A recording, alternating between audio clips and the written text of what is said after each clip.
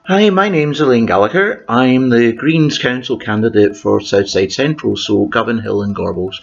I'm answering these questions from the Greater Govanhill magazine. So the first question, what are you going to do to ensure local people have a real say in local decisions? So my first priority is to find out what people want, to actually go to them at their doorsteps and ask them. I see that my job as a councillor is to be the local residents' representative, not just to fix emergencies, but to make sure that the decisions that affect them are made with them in mind. So the first thing has to be communication. What's happening? How will it affect people? What will the pros and cons and outcomes be? Because there are many people in the area whose English is limited, this information has to go out to them in the languages they're fluent in, and they have to have a say. I'll meet with local organisations in community groups, take their views to committees that I'm part of, and make sure to communicate the results back. Second question. Do you think that the council's domestic refuse, uplift and recycling services work for the people of Goblin Well, people of Govanhill tell me that those services don't work. The evidence of overflowing bins and fly tipping tells its own story. I'll push for additional funding to have more workers in the backcourt teams for regular uplifts. I'll have recycling information and uplift schedules posted in the languages that people read so they know how to use the services, and I'll find out where there are gaps to fill. I'll also push to restore the street recycling bins that were removed and increase the uplifts for them and to prevent fly tipping. Third question. What are your thoughts on the fact that our public transport system is not fully integrated? What would you do to improve public transport for all? So I think that deregulating public transport was a serious error, and I'll be pushing for buses to be brought back into public hands. I'd like to see bus routes serving areas where they're needed, not just where they're profitable, and I'd like to see ticket prices capped. Travel cards are more expensive than tickets that are limited to one company or transport system, and I'd bring that down as well. Only about 10% of the young people who are eligible for free bus travel have access to it because bureaucratic barriers are stopping them, and I'd work to eliminate those and push to make it applicable to bus, rail and subway. 4.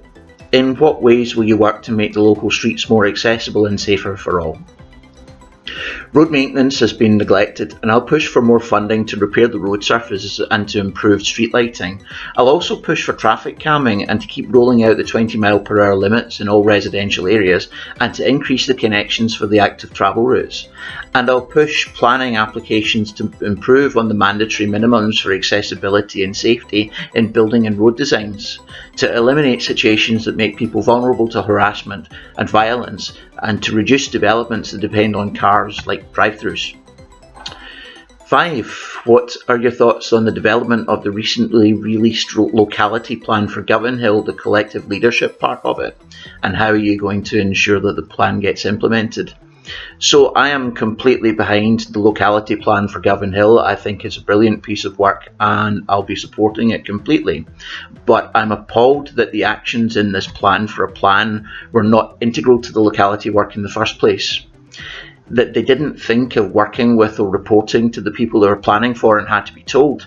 In the actual document there's a lot more about why an accountability plan was felt to be necessary than there is of actual plan, which is to say that people don't believe that actions will happen. It's plans all the way down. So what I'll be doing is going through the actual locality plan to find places where I can contribute to the actions there, not just the monitoring and accountability plan. Where there's a need for staff or funding, I'll push for those needs to be met. Where there's a need for communication, listening and outreach, I'll work with the organisations doing that. Where there's a blockage in getting people's needs met, I'll work to undo it. And I'll feed back my actions and fundings for review. In that way, I'll not have to take any extra measures to implement the accountability plan. I'll be doing it anyway.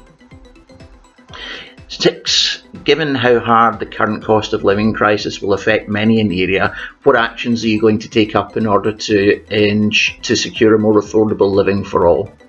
So first, I'll attack the problem of poverty pay, support small businesses in paying a living wage, and work with the other councillors in pushing for a living wage across the city, and get people out of the need for multiple minimum wage insecure jobs. I'll also work to cap rents and energy bills and to invest in efficient and healthy homes in the area.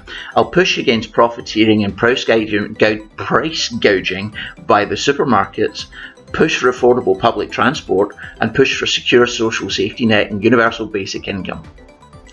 Number 7, is your party willing to continue to channel public monies for housing improvements to the pre-1919 stock in Govanhill? Yes, it's the SGP Glasgow manifesto to actually increase public funding for improvements to the pre-1919 housing. So far better for the residents, the community and the heritage of the area, and far less wasteful of energy and materials to make the existing tenements safe, healthy and warm and energy efficient than to demolish and rebuild or to neglect them and have them add to the number of slums in the area. Number 8, what are 3 things that you would do to keep Govanhill clean? I would fund the cleansing department for more uplifts, more bins and more street cleansing, especially the backcourt teams. I would have recycling and cleansing information published and posted in the most commonly spoken community languages and encourage community responsibility and pride in the public spaces. And I would enforce and prosecute fly tipping offences and enforce housing and quality standards and landlords. So thanks very much. Cheers.